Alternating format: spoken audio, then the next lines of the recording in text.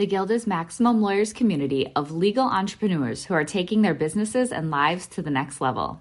As a Guild member, you'll build relationships, be held accountable, and learn strategies specifically designed to get you unstuck and accelerate your plan for growth. Members are also granted exclusive access to masterminds hosted around the country. Our next event is coming up, and we're heading to Scottsdale, Arizona. There's something truly magical about the power of these in-person connections where real-time breakthroughs happen. Picture this. You're surrounded by like-minded law firm owners tackling your business and mindset challenges together. The energy is electric, the insights are transformative, and the results are game-changing. Investing in yourself is the best decision you'll ever make. The knowledge, strategies, and breakthroughs you'll gain are priceless assets that will supercharge your practice and propel you forward. Join the Guild and secure your ticket to Scottsdale at the best possible price by visiting maxlawevents.com. Run your law firm the right way. This is the Maximum Lawyer Podcast. Your hosts, Jim Hacking and Tyson Mutrux. Let's partner up and maximize your firm. Welcome to the show. Hey, it's Jim, and we're back for episode 2 of the Maximum Intake podcast spinoff. So, if you tuned in last week, Gary Falkowitz and I spent a lot of time talking about mindset regarding changing my intake system. And in this episode, we really drill down into the nitty-gritty. Gary spends a lot of time analyzing the process by which we currently intake clients. He talks to me about how I need to get all the questions that I would want to ask a potential client out of my head and into paper to make it sort of in a more of a workflow for the intake team to use, and for the most part to set up filters. Gary's really big on filters and sort of letting people who call or contact us sort of choose their own adventure. And also, Gary, you'll hear in the recording, really pushes me to work towards a solution where people are either going to be good fits for us or they are not. And because we have a lot of free resources on the web, for the people that we can't help right now, we just direct them to that and they don't get to talk to a lawyer. That was a big distinction and a big mindset shift for me. Is I've always wanted to help as many people as I can. And I thought that if I hopped on the phone with people, that would allow them to make a good decision and get the immigration information that they need. But at the end of the day, Gary reminds me that we are a business like everybody else, that we can't help everybody, and to really help me sort of develop a system to allow us to best filter our potential leads. I think you'll get a lot out of this episode. We had some tremendous feedback on the first episode. If you haven't listened to that one, you probably want to go back and listen to it and then dive into this second episode of our 6-part series. Hope you enjoy it. Hope you get a lot out of it. And if you do, leave us a comment in the Facebook group. Thanks a lot. My question was, when you come into law firms, are you seeing that a lot of lawyers, just, with everyone having to shift to home, do you think most law firms were ready for this? Do you think that I'm hearing stories about big firms that sort of had an old hardwired phone service and sort of had to scramble on the fly. Can you talk about that? Yeah, I think, I don't think anyone was really ready for this, no matter what they say. As the owner of a call center, we were not immediately ready for this. So we had a lot of work to do in about a 72-hour time frame to move things appropriately, and we did, thankfully. But I think the reality is, I do think that the productivity at this moment, from what I see and what I hear from other law firms, is dropping. I think that employees, intake specialists, human beings are not necessarily set up to be as productive at home unless they've done it before as they were in the office. There's less accountability. There's less management. There's less stress on the employee to ensure that they're focusing on their work. So I think from a logistical and possibility standpoint, people were able to make that shift. But from a work product standpoint, it probably went from, if you want to call it 100% at what it was when everybody was in-house, it probably came down, I'd have to guess, to close to 65 or 70%. I think people are hurting and it's taking a drop. I think the follow-ups, people are having a hard time because they're not sure how to make outbound calls.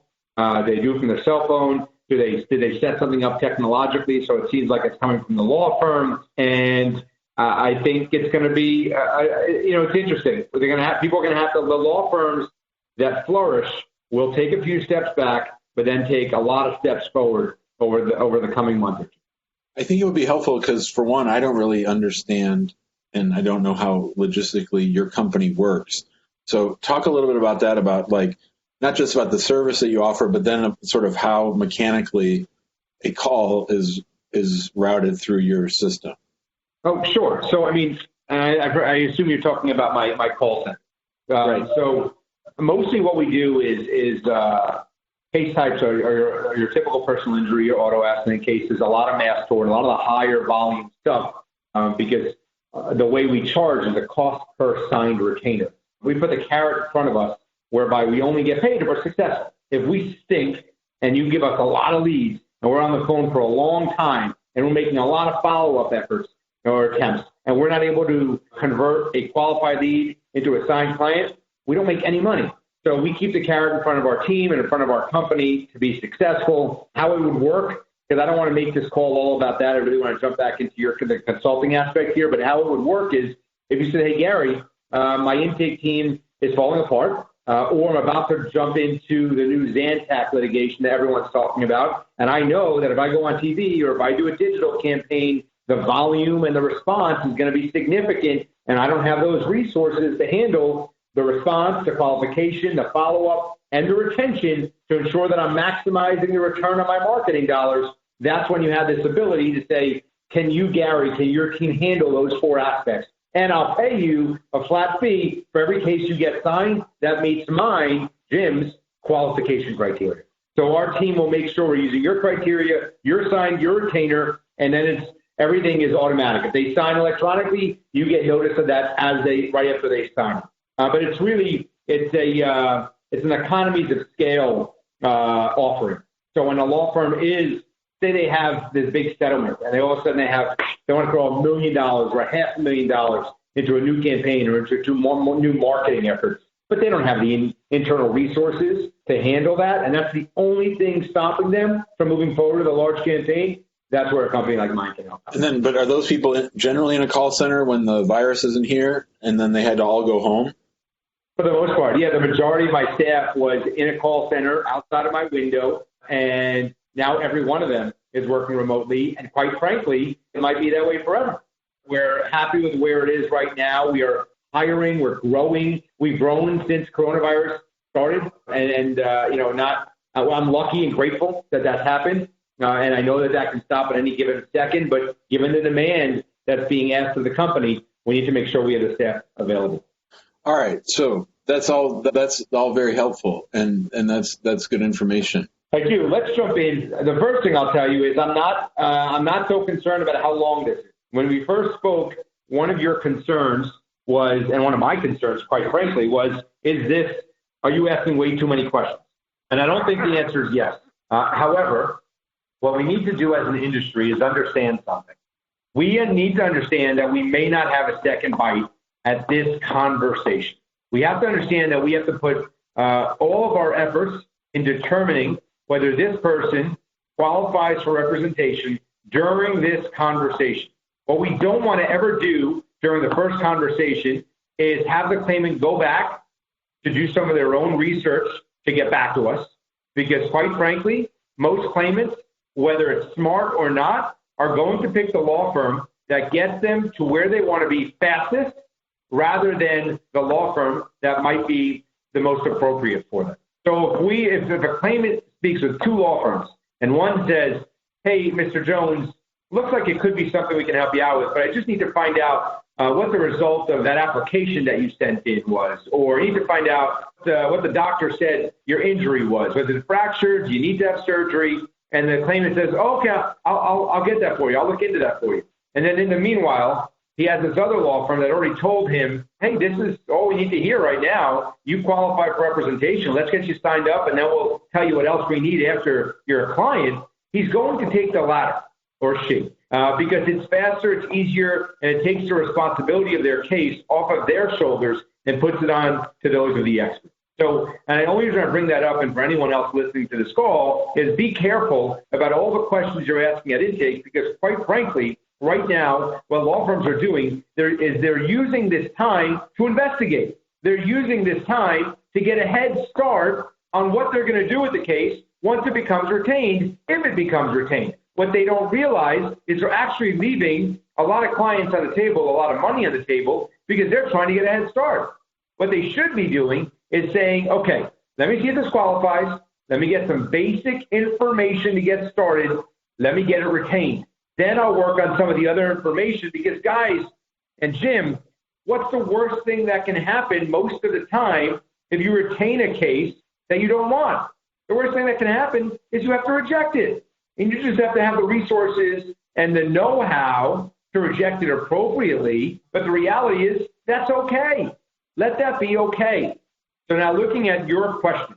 Hi, thanks for calling the Hacking Law Practice. Now let's go over what this is. This for an inbound call or an outbound attempt on a digital campaign, or it's the same? I was thinking it was the same, that this is basically the information that we want to know. Okay. Thanks for calling the Hacking Law Practice. This is Gary. How can I help you?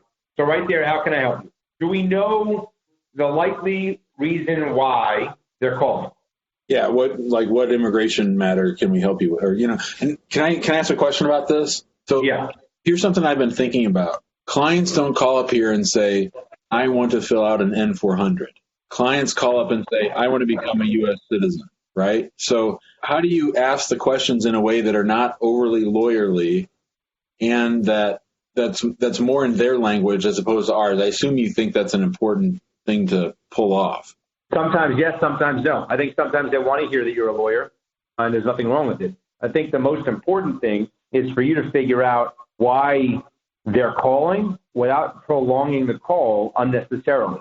So when I see how can I help you, you are opening up the opportunity for the claimant to give you a 5-minute soliloquy about why they're calling. And then, unfortunately, what we might have to do is interrupt them, which might come across maybe rudely, or if we don't interrupt them, we're wasting a lot of time on a potential call that doesn't really help, and on a call that we may not be able to help out on. So I would say, and again, I'm not very familiar with the immigration practice. You're going to have to help me with the substance here, yeah. But I would say, this is Gary, are you calling about an immigration claim or something? Like, let's get a yes-no out of it.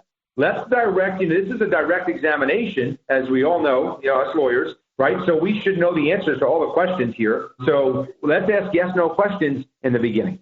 Are you calling about, and then when you say, are you calling about an immigration case? Great. Let's go to the next step, right? The next step is, I'll tell you, Jim, someone says, I'm calling about an immigration case. What's the next question you ask me? It's down a little bit. It's about, are you calling about an immigration benefit for yourself or for someone else? That's sort of one thing.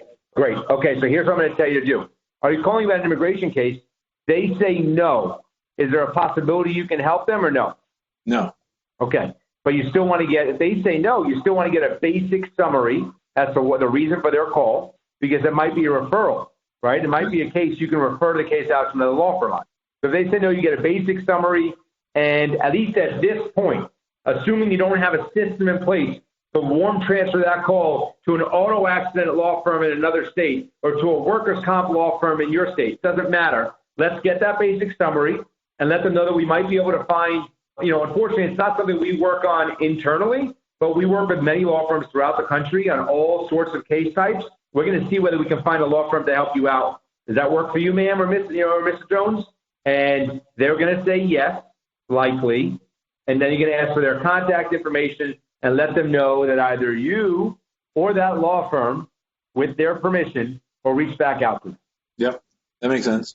Now, if they say yes, this is the best part of the call right off the bat. Right off the bat. Are you calling about an immigration case? Yes, I am. Mr. Jones, you did the right thing by calling. We handle immigration cases every single day, right? What I just did there, as silly as it sounds, is I just provided some reassurance to somebody that is going through a potentially stressful time, looking for assistance from someone with experience, and they just got it within the first 20 seconds of the phone call. Now, what that does when you give them that reassurance is it provides them comfort, and it allows them to exhale, to share their story with you so that you can determine whether not only that they did the right thing by calling, but so you can determine whether you can help them or not. So now they've become more comfortable speaking with you. Mr. Jones, you did the right thing by calling. We handle immigration cases every single day. May I have some of your contact information before we get into the specific immigration issue you may have? We get the name. I wouldn't worry about the city and the state yet, right? Let's assume, are you a national practice? Remind me, Jim. Yeah, we local are. Practice? We are. You're national practice. Okay, fine. Name. You want to get the state of the city? That's fine. That's not going to take too much time. You want to confirm their phone number and the email. You did the right amount of contact information. Don't need to get the mailing address at this point. Make sure you repeat everything. So much of what I say, we all know, but yet we don't implement in our everyday dealings because we think it's obvious. I cannot tell you how many times we take a number down wrong or a name down wrong, or we spell the name wrong. They get correspondence. They go with somebody else because we spelled it wrong, or we never call them back. We never able to get them back on the phone because we had the wrong phone number. Okay, so it's the easy stuff that can really hurt us. Now you're going to ask, okay, you're calling about immigration benefit for yourself or someone else. Great. If another, don't worry about the name, cell, email, city, and state for that other person, because we now have to get to the point where we need to figure out, are we going to want this case or not? Are we going to want to represent this claimant or not? Not are we going to be able to earn a fee, not are we going to be able to get them money, but are we interested in representing them to determine whether we can help them get some money? We got to get there as fast as possible. We got to figure out what those qualifying questions are. And then after we figure that out, we've got to figure out how many more information gathering questions we have to ask before it becomes too investigative. Now let's assume they say they're calling on behalf of themselves. The next question we have here is, are you seeking benefits currently in the United States or overseas? And that's a qualifier, correct? That is a qualifier. What percent of people would say overseas? Probably 30%. Okay. And you did, and if they're seeking it overseas, you're going to disqualify that case. No, we can help either one. We can help either one. So maybe it's not a qualifying. I guess it's not a qualifier. You just need to know. You just want to know. That's like more different funnel, different. Yeah. Understood. So you can help either one. So then let's move that question down a little bit just because it's not a qualifier. Let's get our qualifiers out so we know not to waste our time on callers that we can't help with. With me? Yep. Okay. So let's go to the I can only see what you're typing. I can't see below that line. What is the current person's current immigration status? Okay. So is that, you said the drop down. What are the drop down options there? Well, it would be U.S. citizen, lawful permanent resident. It's sort of the pipeline of where people are in the immigration process, anywhere from entered without inspection or visa overstayed to student to on a work visa. Like everybody we help wants to get from one immigration status to another. Understood. And so again, can you help all of them? This isn't cutting people out because we can help most of these people that would be in that drop down. So it's not a qualifier, like the way that you are defining qualifier. Got it.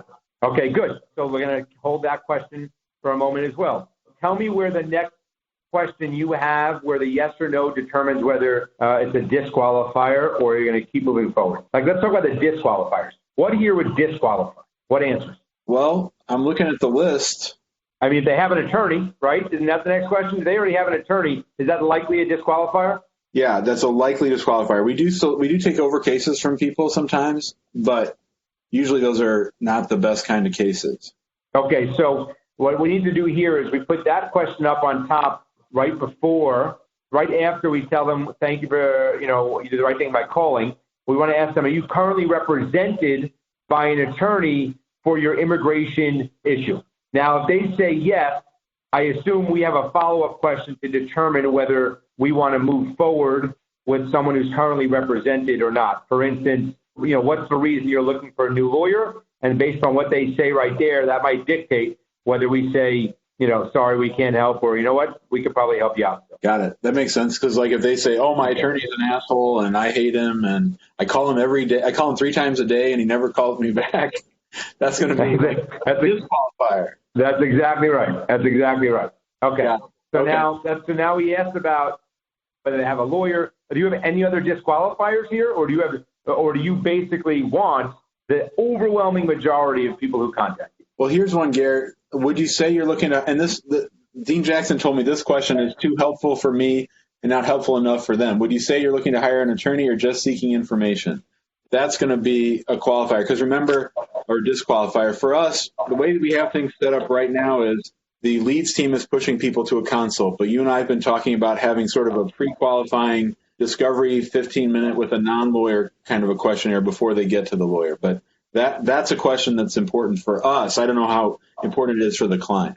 Okay, so let me ask you that question. Well, let's answer that question. If they seem to want some sort of free advice and they're not looking to hire a lawyer, what do you do? Right now, they would be put into our funnel, and we try to later convince them that they need a consult. But those consults aren't generally so helpful, because I don't want to spend a half hour of a lawyer's time with someone just explaining to them all their options unless they're going to hire us, or unless it's likely they're going to hire us. So that's a real tricky one for me, Gary. I'm going to give you my gut response here.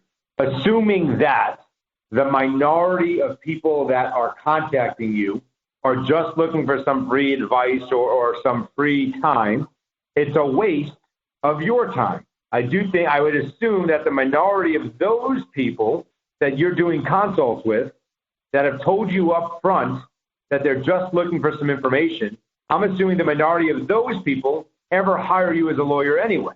I think you have to make sure your bread and butter stays your bread and butter, and we don't look to be everything to everybody. You have a high volume practice, Jim, a lot higher and more significant than I had known, which is wonderful. And I don't want you, but you're leaving a lot of money on the table because you're trying to be super lawyer and trying to help everyone that calls you.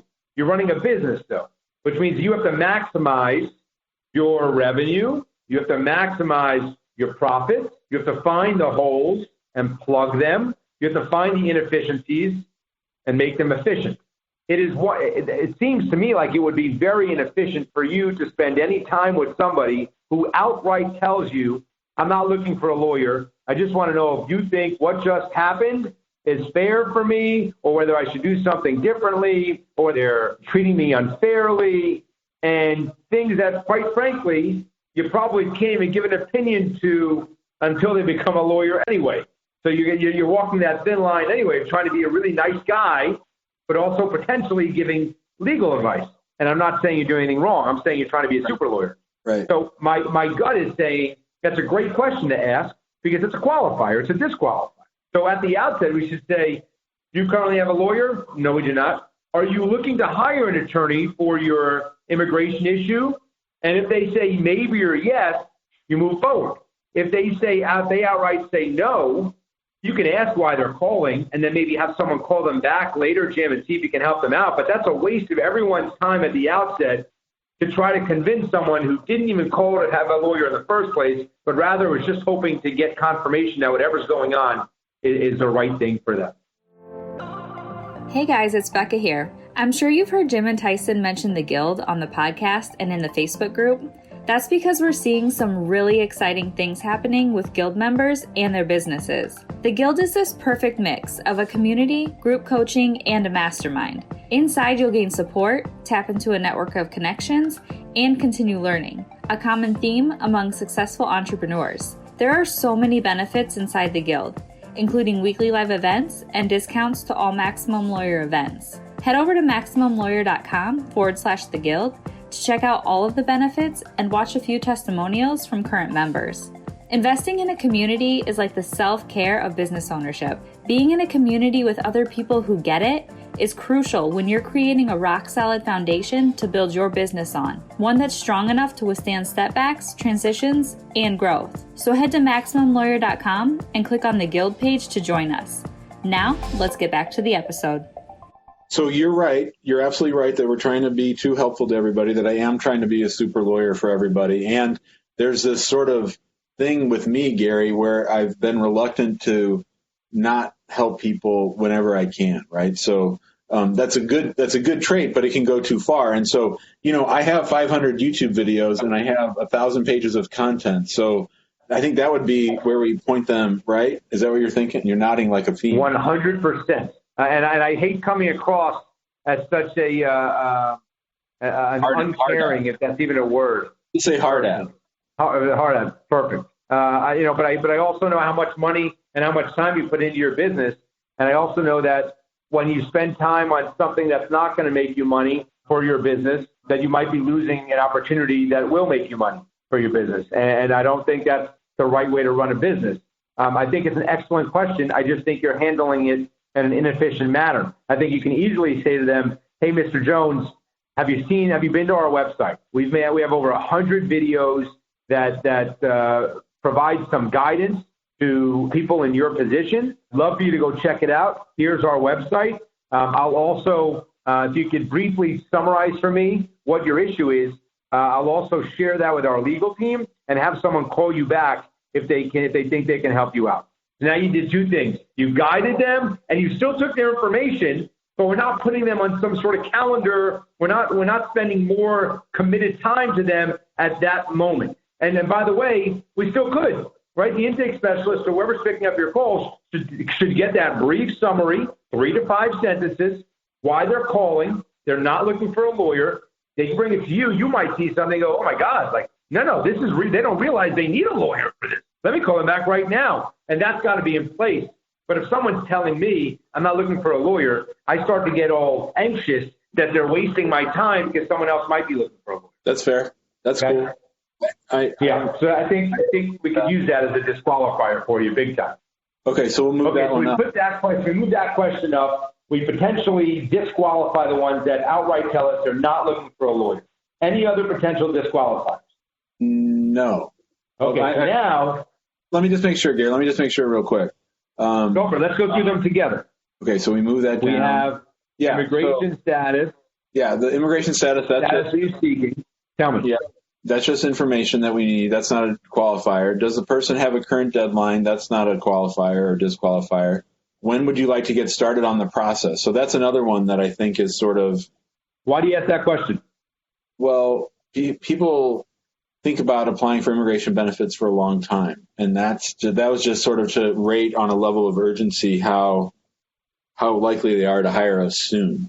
But other than that, there's nothing from being a lawyer standpoint. That's more the business side of it. So my thoughts are, and tell me if you think I'm wrong, because I only speak from experience and my own conclusions. My thoughts are, if they're calling, they've already made an affirmative step to potentially move forward. That's the first thought I have. Nice. The second thought I have is you might actually be opening up an opportunity when asking that question where you're conveying the opposite of urgency, but rather conveying a sense that the caller has some time to wait on this or sit on this. The whole point that I try to make when I speak with any law firm or any intake specialist for that matter is if we only have one bite at this apple, which we have to assume we do, we have to assume we only get one bite at this thing, then part of our job is to convey urgency. Part of our job is to get them over that bridge from claimant to client as fast as possible.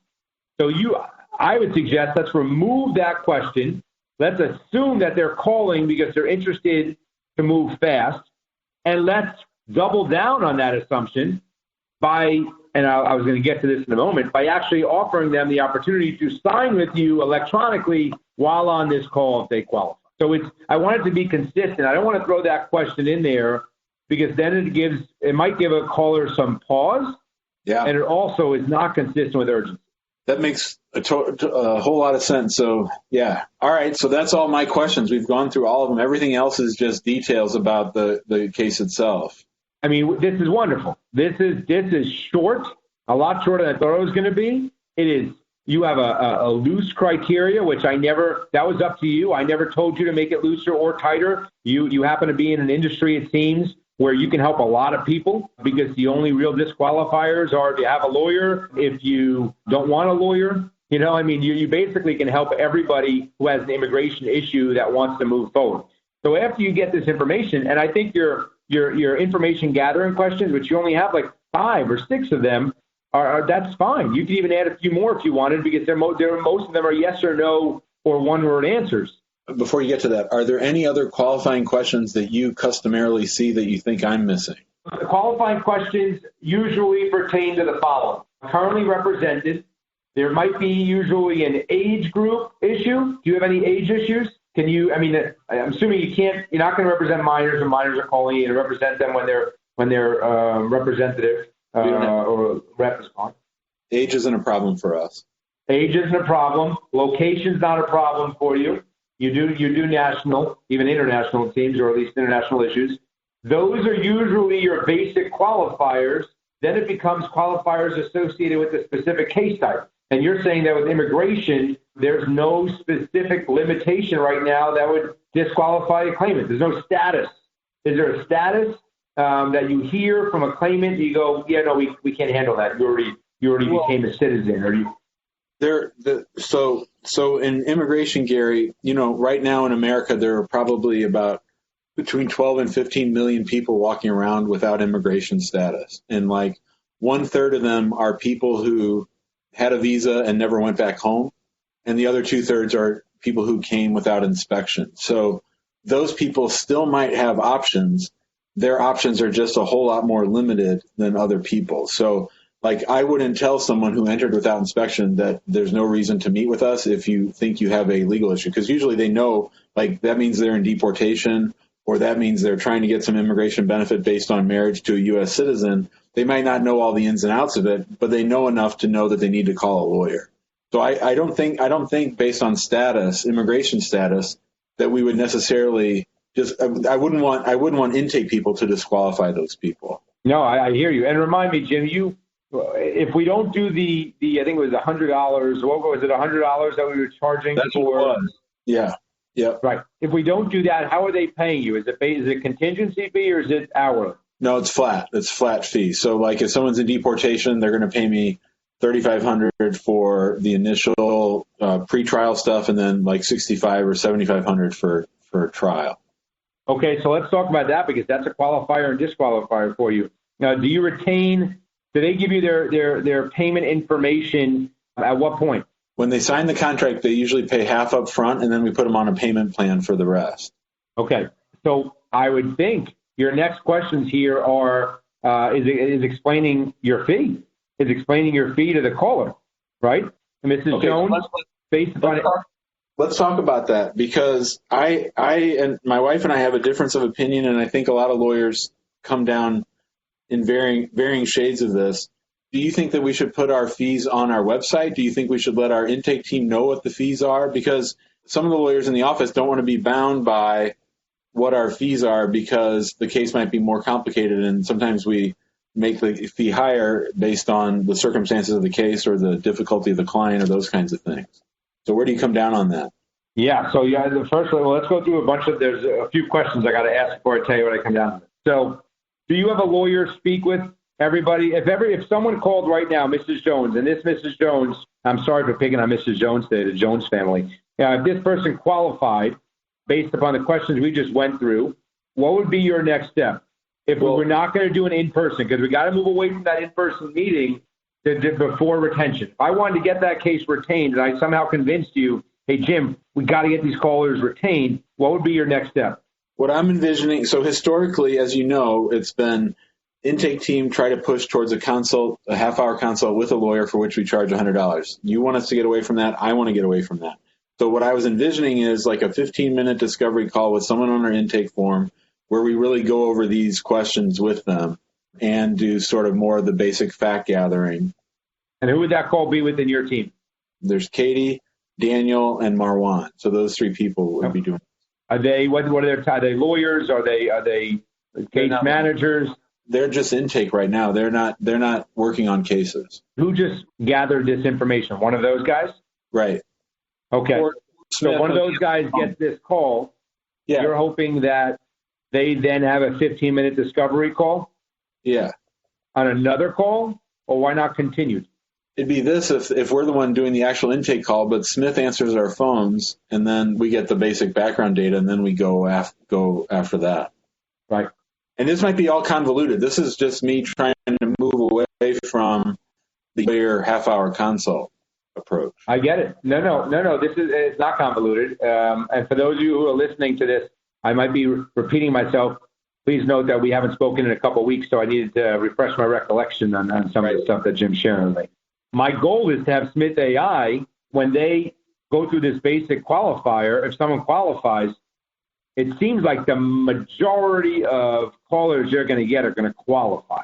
My goal is to have them, I don't know if you have the resources to handle a warm transfer every time somebody qualifies. I don't know if you have enough people. We probably don't.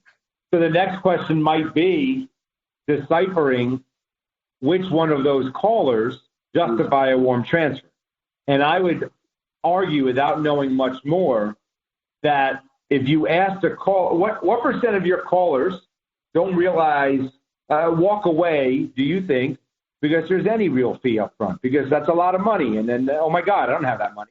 So based on my experience now, meeting with people in a consult who've paid that $100, and then when they hear the fee, I would say at least 30 to 40% walk away because of the fee. So if you're really drilling down so that I have the most efficient use of our time and that we're maximizing every moment, I mean, I think publishing our fees on our website might be a little bit too far for certainly my wife, but I think allowing people to share that information in the call with a range to give us a little bit of flexibility, say, look, that kind of a case usually costs somewhere between $3,500 and $5,500. Is that what you're envisioning? That's exactly what I'm envisioning. I agree we should not put it on the website, but I also think that what we have to do is we probably have to ask them without talking about a number.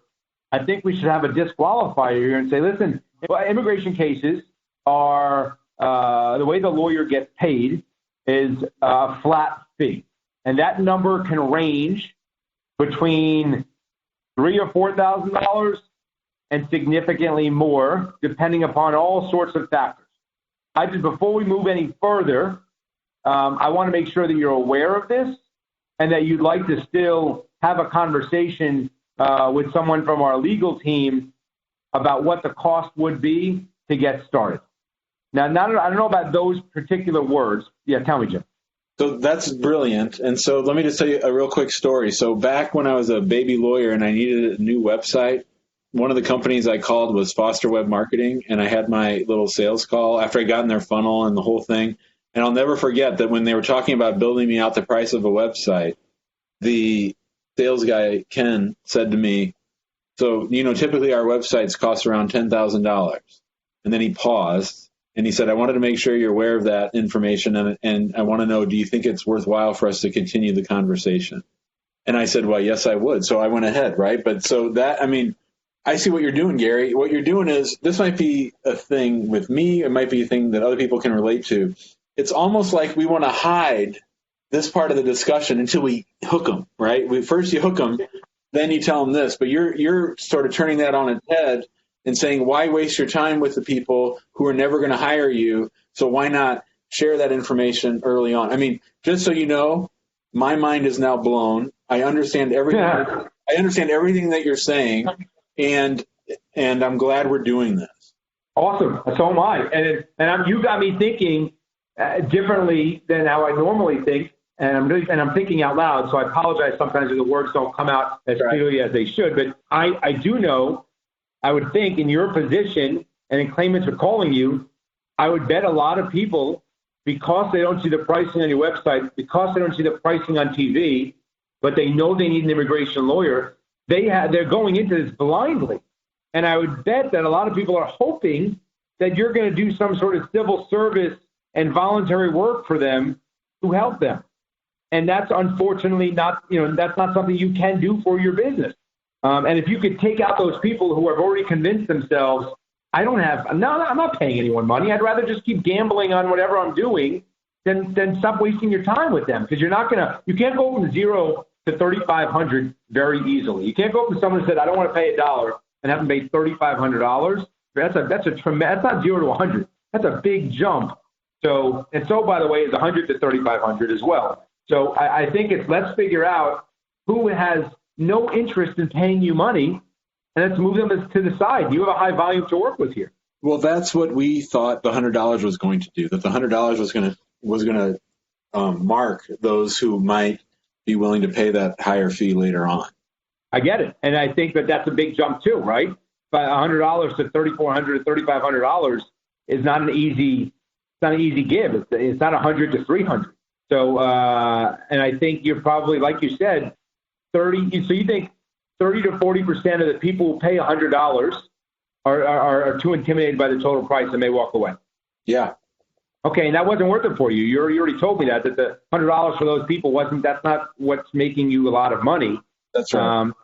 I think let's do a better job at getting rid of people who are likely not going to want to pay us to be their lawyers earlier.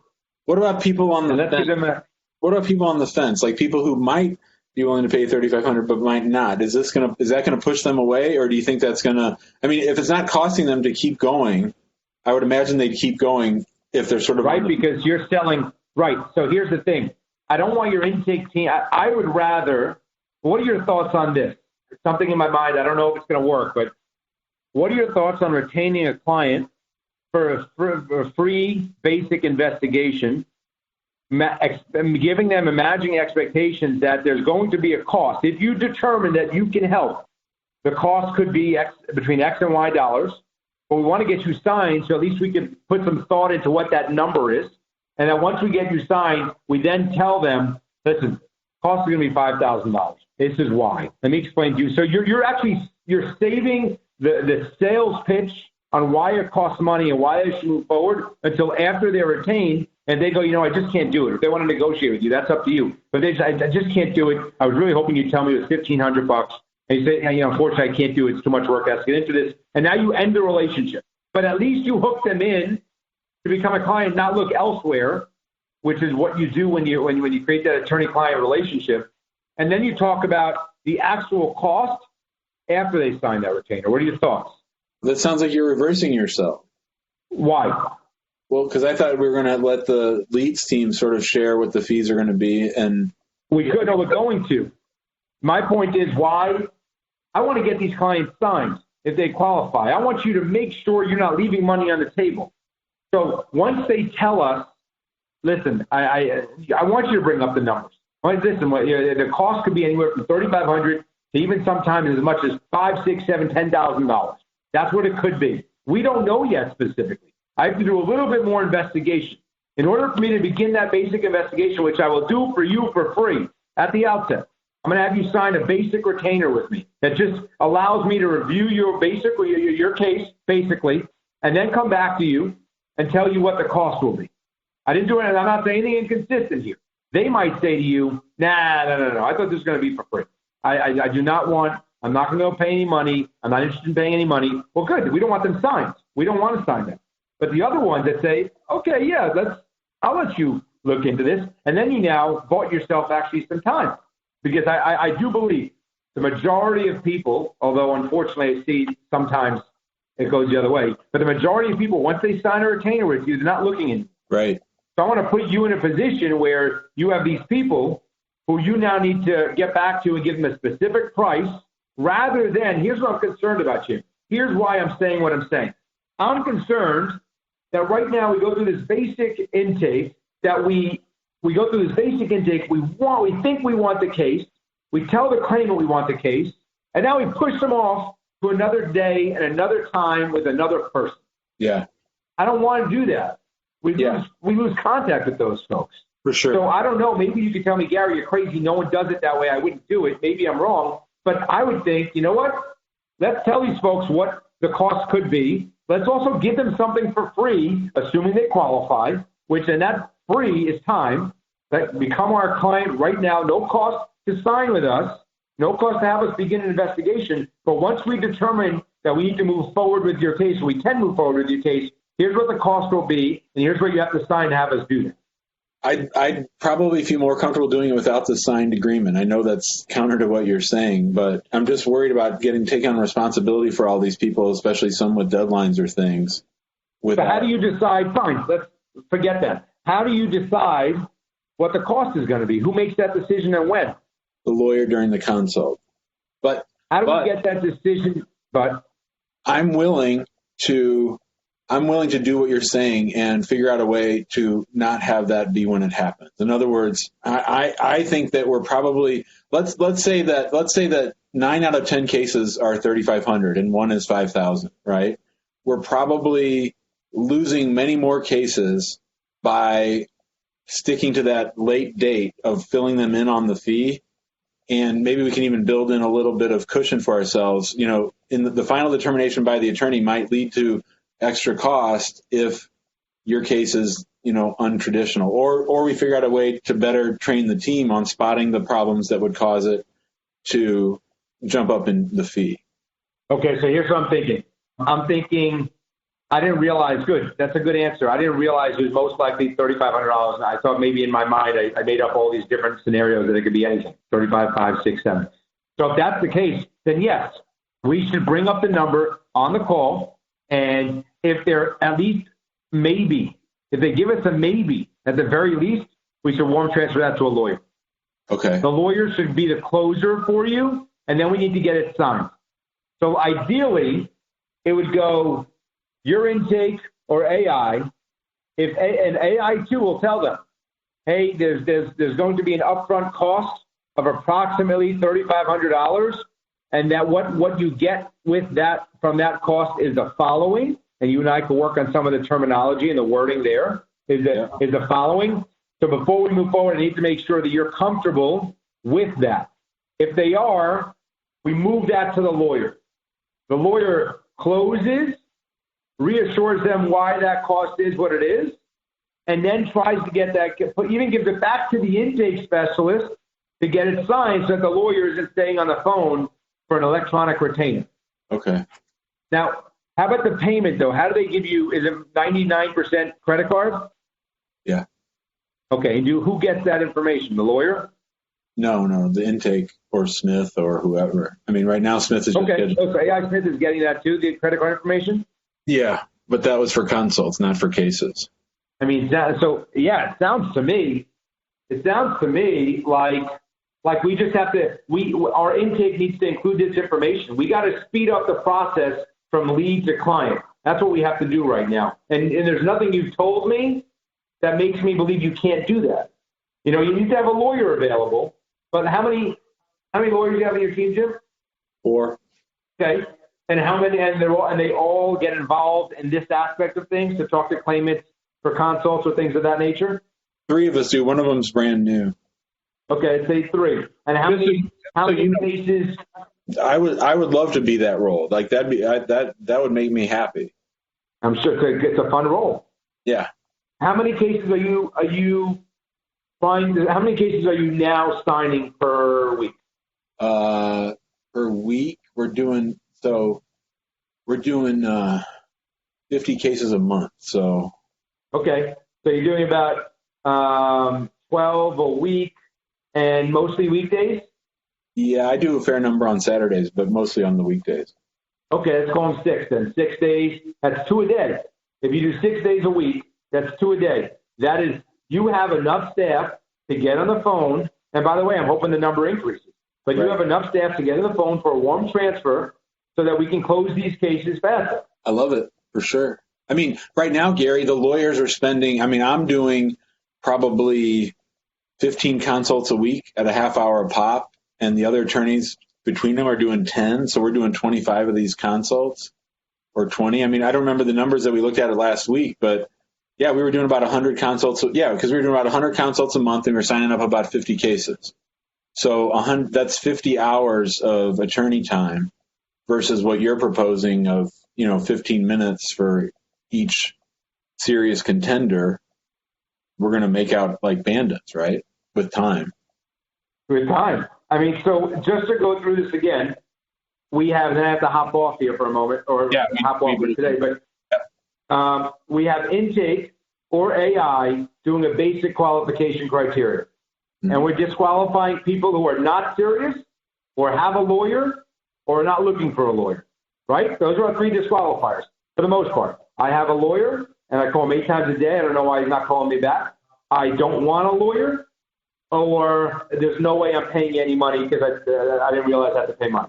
Those are our disqualifiers. Right. Assuming they qualify, we gather their basic qualification information. We then tell them, hey, based on everything you just told us, you qualify for representation. We think we can help you out. The next step is for us to begin an investigation on your behalf. In order for us to begin an investigation on your behalf, we need you to hire us as your lawyers. Now, let me tell you what that means. That's going to cost you up front approximately $3,500, give or take, and we can talk to the lawyers about that. Is that something you're comfortable with? Because if you are, we can get started immediately for you.